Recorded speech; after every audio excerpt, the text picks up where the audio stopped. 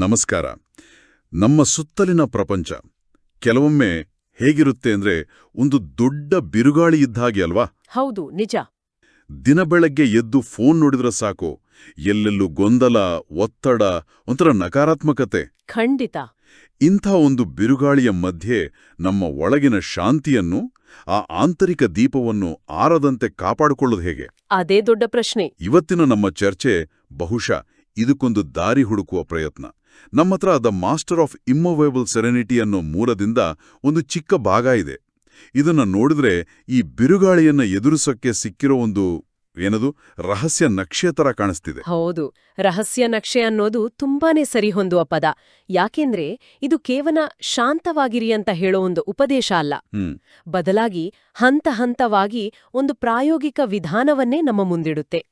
ಇವತ್ತಿನ ಜಗತ್ತಿನ ಸವಾಲುಗಳನ್ನ ನೇರವಾಗಿ ಒಪ್ಪುಕೊಂಡು ಅದಕ್ಕೊಂದು ಆಂತರಿಕ ಪರಿಹಾರ ಸೂಚಿಸೋದು ಇದರ ವಿಶೇಷತೆ. ಸರಿ, ಹಾಗಾದ್ರೆ ಆ ನಕ್ಷೆಯ ಮೊದಲ ಭಾಗವನ್ನೇ ನೋಡೋಣ.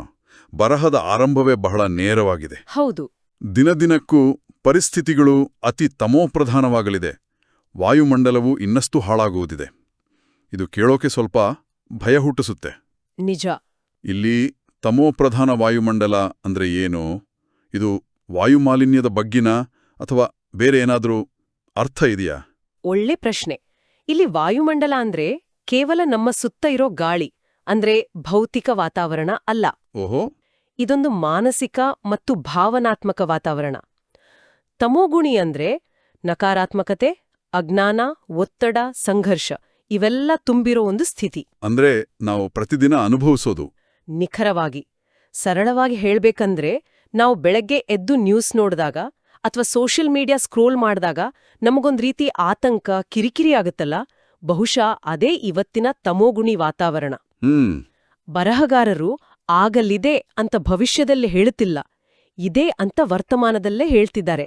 ಅಂದ್ರೆ ಇದೊಂದು ವಾಸ್ತವ, ಇದರಿಂದ ತಪ್ಸ್ಕೊಳ್ಳೋಕೆ ಆಗಲ್ಲ. ಹೌದು, ಇದು ನಿಜ. ಆ ನಕಾರಾತ್ಮಕತೆಯ ಪ್ರಭಾವ ನಮ್ಮೇಲೆ ಆಗೇ ಆಗುತ್ತೆ. ಆದ್ರೆ ಈ ಬರಹದಲ್ಲಿ ಅದಕ್ಕೊಂದು ಸುಂದರವಾದ ಪರಿಹಾರ ಹೇಳಿದ್ದಾರೆ. ಹೌದು. ಕಮಲದ ಉದಾಹರಣೆ. ಇಂತಹ ವಾಯುಮಂಡಲದಲ್ಲಿ ಕಮಲ ಪುಷ್ಪ ಸಮಾನ ಭಿನ್ನವಾಗಿರುವುದು. ಆದರೆ ಈ ಕಮಲದ ಉದಾಹರಣೆ ಸ್ವಲ್ಪ ಜಾಸ್ತಿ ಆದರ್ಶವಾದಿ ಅನಿಸಲ್ವಾ? ಹೇಗೆ? ಕೆಸರು ತಾಗದೇ ಇರೋದು ಅಸಾಧ್ಯ.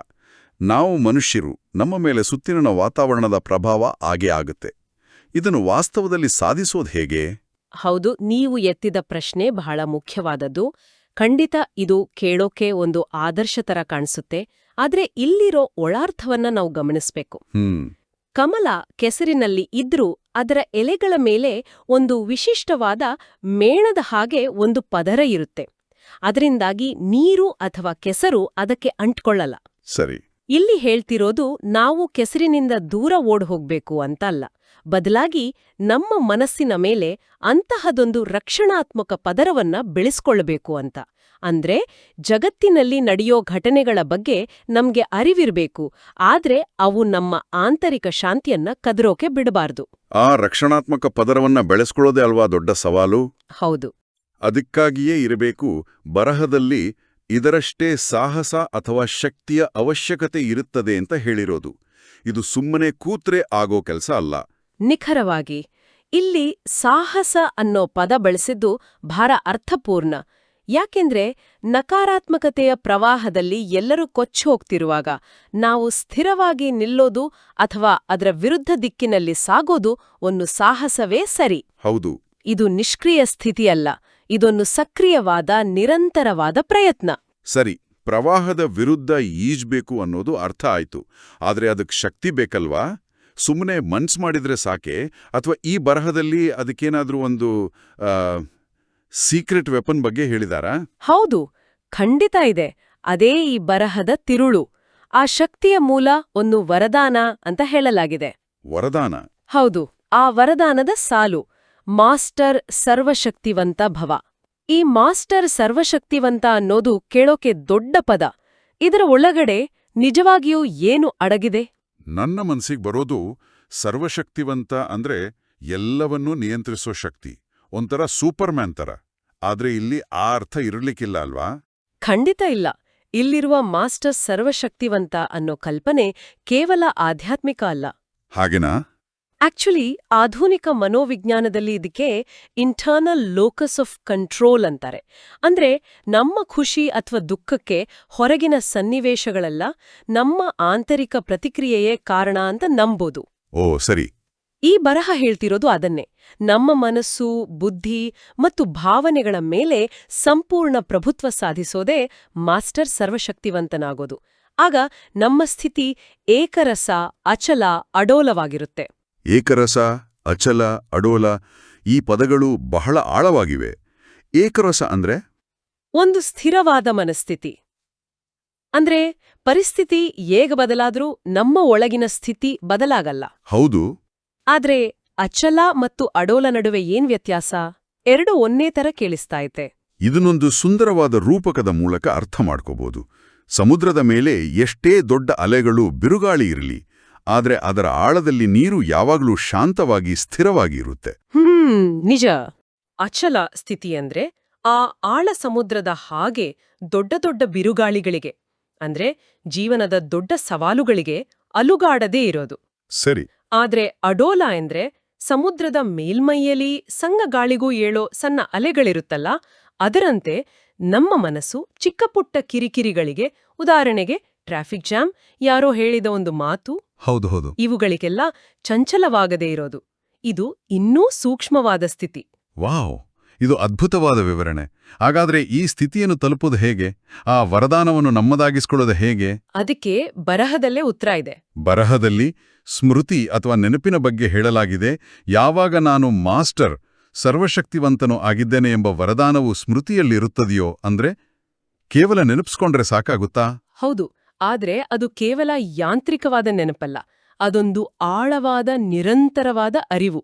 ಇದೊಂದು ರೀತಿಯಲ್ಲಿ ನಮ್ಮ ಮನಸ್ಸಿಗೆ ನಾವೇ ಕೊಡುವ ಟ್ರೈನಿಂಗ್. ಓಕೆ. ಪ್ರತಿ ಸವಾಲಿನ ಸಂದರ್ಭದಲ್ಲಿ ನಾನು ಈ ಸಮಸ್ಯೆಯಲ್ಲ, ನಾನು ಈ ಕೋಪವಲ್ಲ, ನಾನು ಈ ನೋವಲ್ಲ, ನಾನು ಆ ಶಾಂತ ಸ್ವರೂಪ, ಆ ಶಕ್ತಿಯ ಒಡೆಯ ಅನ್ನೋ ಸ್ಮೃತಿಯನ್ನು ತಂದುಕೊಳ್ಳೋದು. ಮೊದಮೊದಲು ಇದು ಕಷ್ಟ ಅನ್ಸ್ಬಹುದು. ಆದ್ರೆ ಅಭ್ಯಾಸದಿಂದ ಆ ಸ್ಮೃತಿಯೇ ನಮ್ಮ ರಕ್ಷಾ ಕವಚ ಆಗತ್ತೆ. ಆಲೋಚನೆ ಮತ್ತು ಭಾವನೆಗಳ ಬಿರುಗಾಳಿ ಬಂದಾಗ ಈ ಸ್ಮೃತಿಯೇ ನಮ್ಮ ಆಂತರಿಕ ಆಶ್ರಯ ತಾಣ. ಸರಿ. ಈ ಸಿದ್ಧಾಂತ ಕೇಳೋಕೆ ಚೆನ್ನಾಗಿದೆ. ಆದ್ರೆ ನಿಜ ಜೀವನದಲ್ಲಿ ಪರೀಕ್ಷೆಗಳು ಬಂದಾಗ ಇದು ಕೆಲಸ ಮಾಡುತ್ತಾ? ಇಲ್ಲಿಂದ ವಿಷಯ ಇನ್ನಷ್ಟು ಪ್ರಾಕ್ಟಿಕಲ್ ಆಗುತ್ತೆ. ಬರಹವು ನಾವು ಎದುರಿಸಬಹುದಾದ ಪರೀಕ್ಷೆಗಳ ಬಗ್ಗೆ ಬಹಳ ನಿರ್ದಿಷ್ಟವಾಗಿ ಹೇಳುತ್ತೆ. ಹೌದು. ಅವು 3 ಕಡೆಯಿಂದ ಬರಬಹುದು ಅಂತ ವಿಂಗಡಿಸಿದೆ. ಹೌದು. ಮತ್ತು ಈ ವರ್ಗೀಕರಣವೇ ಈ ಬರಹವನ್ನು ಬಹಳ ವಾಸ್ತವಿಕವಾಗಿಸುತ್ತೆ. ಮೊದಲನೆಯದು ಪ್ರಕೃತಿಯಿಂದ ಬರುವ ಪರೀಕ್ಷೆಗಳು. ಅಂದ್ರೆ ನೈಸರ್ಗಿಕ ವಿಕೋಪಗಳು, ಹವಾಮಾನ ಬದಲಾವಣೆ ಅಥವಾ ನಮ್ಮ ಶರೀರದಲ್ಲೇ ಬರೋ ಅನಾರೋಗ್ಯ. ಇವು ನಮ್ಮ ನಿಯಂತ್ರಣ ಮೀರಿರುತ್ತೆ. ಸರಿ. ಎರಡನೆಯದು ಲೌಕಿಕ ಸಂಬಂಧಗಳಿಂದ ಬರುವ ಪರೀಕ್ಷೆಗಳು. ಇದು ನಮ್ಗೆಲ್ಲರಿಗೂ ಅನುಭವಕ್ಕೆ ಬರೋದು. ಹೌದು. ಅಂದ್ರೆ ವಾಟ್ಸ್ಆಪ್ ಫ್ಯಾಮಿಲಿ ಗ್ರೂಪ್ನಲ್ಲಿ ಒಂದು ರಾಜಕೀಯ ಮೆಸೇಜ್ನಿಂದ ಶುರುವಾಗೋ ಜಗಳದಿಂದ ಹಿಡಿದು ನಮ್ಮ ಆಪ್ತರೊಂದಿಗಿನ ದೊಡ್ಡ ಭಿನ್ನಾಭಿಪ್ರಾಯಗಳವರೆಗೆ ಎಲ್ಲವೂ ಇದರಲ್ಲಿ ಬರುತ್ತೆ. ಇವೆರಡೂ ಅರ್ಥ ಆಗತ್ತೆ. ಆದರೆ 3ನೇದು ದೈವೀ ಪರಿವಾರದಿಂದ ಬರುವ ಪರೀಕ್ಷೆ. 1 ನಿಮಿಷ. ಇದು ಬಹಳ ವಿಚಿತ್ರವಾಗಿ ಮತ್ತು ಅನಿರೀಕ್ಷಿತವಾಗಿ ಕೇಳಿಸ್ತಿದೆ. ದೈವೀ ಪರಿವಾರ ಅಂದ್ರೇನು? ನಾವು ಯಾರಿಂದ ಬೆಂಬಲ ನಿರೀಕ್ಷಿಸ್ತೀವೋ ಅಲ್ಲಿಂದಲೇ ಸವಾಲು ಬರುತ್ತೆ ಅಂದ್ರೆ ಅದನ್ನು ಎದುರಿಸೋದು ಹೇಗೆ? ಇದು ನಂಬಿಕೆ ದ್ರೋಹದ ಹಾಗೆ ಆಗಲ್ವಾ? ನೀವು ಎತ್ತಿದ ಪ್ರಶ್ನೆ ಅತ್ಯಂತ ಸೂಕ್ಷ್ಮವಾದದ್ದು ಮತ್ತು ಈ ಬರಹದ ಅತ್ಯಂತ ಆಳವಾದ ಭಾಗವೂ ಹೌದು. ಹಾಗೇನಾ? ದೈವಿ ಪರಿವಾರ ಅಂದ್ರೆ ನಮ್ಮ ಆಧ್ಯಾತ್ಮಿಕ ಪಯಣದಲ್ಲಿ ನಮ್ಮ ಜೊತೆಗಿರುವವರು, ನಮ್ಮ ಸಹ ಸಾಧಕರು, ನಮ್ಮ ಮಾರ್ಗದರ್ಶಕರು, ಅಥವಾ ನಾವು ಯಾರನ್ನೂ ನಮ್ಮವರೆಂದು, ನಮ್ಮ ದಾರಿಯಲ್ಲೇ ಇರುವವರೆಂದು ನಂಬಿರುತ್ತೇವೆಯೋ. ಓಕೆ. ಅಂಥವರಿಂದಲೇ ಬರುವ ಸವಾಲುಗಳು. ಇದು ನಂಬಿಕೆ ದ್ರೋಹದ ತರ ಕಾಣಿಸಬಹುದು. ಆದರೆ ಬರಹದ ದೃಷ್ಟಿಕೋನದಲ್ಲಿ ಇದು ನಮ್ಮ ಸ್ಥಿರತೆಯನ್ನು ಪರೀಕ್ಷಿಸೋ ಅತ್ಯುನ್ನತ ಮಟ್ಟದ ಪರೀಕ್ಷೆ. ಯಾಕೆ? ಯಾಕೆಂದ್ರೆ ಹೊರಗಿನವರಿಂದ ಬರೋ ಸವಾಲುಗಳನ್ನೇ ಎದುರಿಸೋದು ಒಂದು ರೀತಿ. ಆದ್ರೆ ನಮ್ಮವರೆಂದು ಭಾವಿಸಿದವರಿಂದ ಸವಾಲು ಬಂದಾಗ ನಮ್ಮ ಅಹಂಕಾರ, ನಮ್ಮ ನಿರೀಕ್ಷೆಗಳು, ನಮ್ಮ ಭಾವನೆಗಳು ಹೆಚ್ಚು ಘಾಸಿಗೊಳ್ತಾವೆ. ನಿಜ. ಇದು ನಿಜಕ್ಕೂ ಕಠಿಣ. ನಾನು ಇದನ್ನ ನಿರೀಕ್ಷಿಸಿರ್ಲಿಲ್ಲ. ಪ್ರಕೃತಿ ಮತ್ತು ಸಂಬಂಧಗಳಿಂದ ಬರೋ ಸವಾಲುಗಳು ಸರಿ. ಆದ್ರೆ ನಮ್ಮದೇ ದಾರಿಯಲ್ಲಿರುವವರಿಂದ ಪರೀಕ್ಷೆ ಬರುತ್ತೆ ಅಂದ್ರೆ ಅದರ ಹಿಂದಿನ ಉದ್ದೇಶವಾದ್ರೂ ಏನೋ? ಯಾಕೆ ಬರಹಗಾರರು ಇದನ್ನ ವಿಶೇಷವಾಗಿ ಸೇರಿಸಿದ್ದಾರೆ? ಬಹುಶಃ ಇದರ ಉದ್ದೇಶ ನಮ್ಮ ಸ್ಥಿರತೆ ಯಾವುದೇ ವ್ಯಕ್ತಿ, ಸ್ಥಳ ಅಥವಾ ಸಿದ್ಧಾಂತದ ಮೇಲೆ ಅವಲಂಬಿತವಾಗಿರಬಾರದು ಎಂಬುದನ್ನ ನಮ್ಗೆ ನೆನಪಿಸೋದಿಕ್ಕೆ ಇರಬಹುದು. ಹೋ, ನಮ್ಮ ಆಂತರಿಕ ಶಕ್ತಿ ಮತ್ತು ಶಾಂತಿ ಸಂಪೂರ್ಣವಾಗಿ ಸ್ವತಂತ್ರವಾಗಿರ್ಬೇಕು. ಯಾರಾದ್ರೂ ನಮ್ಮನ್ನ ಹೊಗಳಿದ್ರೆ ಹಿಗ್ಗೋದು, ತೆಗಳಿದ್ರೆ ಕುಗ್ಗೋದು, ಈ ದೌರ್ಬಲ್ಯದಿಂದ ನಾವು ಸಂಪೂರ್ಣವಾಗಿ ಹೊರಬಂದಿದ್ದೀವಾ ಅಂತ ಪರೀಕ್ಷಿಸೋದೇ ಈ 3ನೇ ಪರೀಕ್ಷೆಯ ಉದ್ದೇಶವಿರಬಹುದು. ಇದು ನಮ್ಮನ್ನು ಅತ್ಯಂತ ಬಲಶಾಲಿಯನ್ನಾಗಿ ಮಾಡೋ ಪರೀಕ್ಷೆ. ಓಹೋ, ಹಾಗಾದ್ರೆ ಈ 3 ವರ್ಗೀಕರಣದ ಉದ್ದೇಶ ಸವಾಲು ಯಾವುದೇ ಮೂಲದಿಂದ, ಯಾವುದೇ ರೂಪದಲ್ಲಿ ಬಂದ್ರು, ಅದು ಪ್ರಕೃತಿಯ ಮುನಿಸಾಗಿರ್ಲಿ, ಸಂಬಂಧಗಳ ಸಂಘರ್ಷವಾಗಿರ್ಲಿ, ಅಥವಾ ನಮ್ಮವರೆಂದು ನಂಬಿದವರ ನಡವಳಿಕೆಯಾಗಿರ್ಲಿ. ಹೌದು, ಯಾವುದೇ ಆಗಿರ್ಲಿ, ಆ ಮಾಸ್ಟರ್ ಸರ್ವಶಕ್ತಿವಂತ ಅನ್ನೋ ಸ್ಮೃತಿಯು ನಮ್ಮನ್ನು ಸದಾ ಏಕರಸ, ಅಚಲ, ಅಡೋಲವಾಗಿ ಇರಿಸಬಲ್ಲದು ಅಂತ ಸಾಬೀತುಪಡಿಸೋದು. ನಿಖರವಾಗಿ ಸವಾಲಿನ ಮೂಲ ಯಾವುದು ಅನ್ನೋದು ಮುಖ್ಯವಲ್ಲ, ನಮ್ಮ ಪ್ರತಿಕ್ರಿಯೆ ಹೇಗಿದೆ ಅನ್ನೋದು ಮಾತ್ರ ಮುಖ್ಯ. ನಾನು ಈ ಕಮಲ ಪುಷ್ಪ ಸಮಾನ ತತ್ವವನ್ನ ಮೊನ್ನೆ ಸೂಪರ್ ಮಾರ್ಕೆಟ್ನ ಉದ್ದದ ಕ್ಯೂನಲ್ಲಿ ನಿಂತಾಗ ನೆನ್ಸ್ಕೊಂಡೆ. ಹಾಗನಾ? ಸುತ್ತ ಎಲ್ಲರೂ ಸಿಟ್ಟು, ಬೇಸರದಲ್ಲಿದ್ರು. ಆ ಕ್ಷಣ ನಾನು ಈ ಕಿರಿಕಿರಿಯ ಕೆಸರಿನಲ್ಲಿ ಅಳಲುವ ಕಮಲ ಅಂದ್ಕೊಂಡಾಗ ನನಗೆ ನಗು ಬಂತು. ಆದ್ರೆ ನಿಜವಾಗಿಯೂ ನನ್ನ ಮನಸ್ಸು ಶಾಂತವಾಯಿತು. ನಮ್ಮ ಆಂತರಿಕ ಸ್ಥಿತಿಗೆ ನಾವೇ ಜವಾಬ್ದಾರರು, ನಾವೇ ಮಾಸ್ಟರ್. ಇದು ಒಂದು ಅತ್ಯಂತ ಸಶಕ್ತಗೊಳಿಸುವ ಆಲೋಚನೆ. ನಮ್ಮ ನಿಯಂತ್ರಣ ನಮ್ಮ ಕೈಯಲ್ಲೇ ಇದೆ. ಹಾಗಾದ್ರೆ ಈ ಸಂಪೂರ್ಣ ಚರ್ಚೆಯನ್ನು ಒಟ್ಟುಗೂಡಿಸೋದಾದ್ರೆ ಈ ಚಿಕ್ಕ ಬರಹ ನಮಗೆ ಒಂದು ಸ್ಪಷ್ಟವಾದ ಮಾರ್ಗಸೂಚಿಯನ್ನು ನೀಡುತ್ತೆ. ಮೊದಲನೇದಾಗಿ, ಜಗತ್ತು ಸಂಕೀರ್ಣವಾಗಿದೆ, ನಕಾರಾತ್ಮಕತೆಯಿಂದ ತುಂಬಿದೆ ಅನ್ನೋದನ್ನ ಒಪ್ಕೊಳ್ಳಿ. ಎರಡನೇದಾಗಿ, ಅದರಿಂದ ಪ್ರಭಾವಿತರಾಗದೆ ಕಮಲದಂತೆ ಪ್ರತ್ಯೇಕವಾಗಿರಲು ಪ್ರಯತ್ನಿಸಿ. ಮತ್ತು ಮೂರನೇದಾಗಿ, ಈ ಸಾಹಸಕ್ಕೆ ಬೇಕಾದ ಶಕ್ತಿ ನಾನು ಮಾಸ್ಟರ್, ಸರ್ವಶಕ್ತಿವಂತ ಅನ್ನೋ ವರದಾನದ ನಿರಂತರ ಸ್ಮರಣೆಯಿಂದ ಬರುತ್ತೆ. ಹೌದು, ಇಲ್ಲಿ ಗಮನಿಸಬೇಕಾದ ಅಂತಿಮ ವಿಷಯವೆಂದ್ರೆ ಇದು ಜಗತ್ತಿನಿಂದ ಪಲಾಯನ ಮಾಡೋ ಮಾರ್ಗ ಅಲ್ಲ. ಇದು ಜಗತ್ತಿನಲ್ಲಿದ್ದುಕೊಂಡೇ ಅದರ ಮಧ್ಯದಲ್ಲೇ ತನ್ನ ಆಂತರಿಕ ಸಮತೋಲನವನ್ನು ಕಾಪಾಡಿಕೊಳ್ಳೋ ಕಲೆ.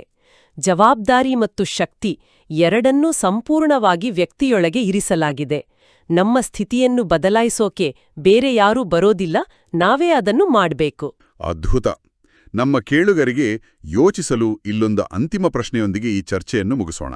ಖಂಡಿತ. ಪ್ರಕೃತಿ, ಲೌಕಿಕ ಸಂಬಂಧಗಳು ಮತ್ತು ದೈವಿ ಪರಿವಾರದಿಂದ ಬರುವ ಪರೀಕ್ಷೆಗಳ ಬಗ್ಗೆ ಈ ಬರಹದಲ್ಲಿ ಉಲ್ಲೇಖಿಸಲಾಗಿದೆ. ಇವುಗಳಲ್ಲಿ ನಮ್ಮ ಸ್ಥಿರತೆಯನ್ನು ಪರೀಕ್ಷಿಸುವ ಅತ್ಯಂತ ಸೂಕ್ಷ್ಮವಾದ ಆದರೆ ಅತ್ಯಂತ ಕಠಿಣವಾದ ಸವಾಲು ಯಾವುದಾಗಿರಬಹುದು, ಮತ್ತು ಬರಹಗಾರರು ಆ 3ನೇಯ ಅನಿರೀಕ್ಷಿತವಾದ ವರ್ಗವನ್ನ ಅಂದ್ರೆ ದೈವಿ ಪರಿವಾರವನ್ನು ವಿಶೇಷವಾಗಿ ಯಾಕೆ ಸೇರಿಸಿರಬಹುದು, ಇದರ ಬಗ್ಗೆ ಆಲೋಚಿಸಿ.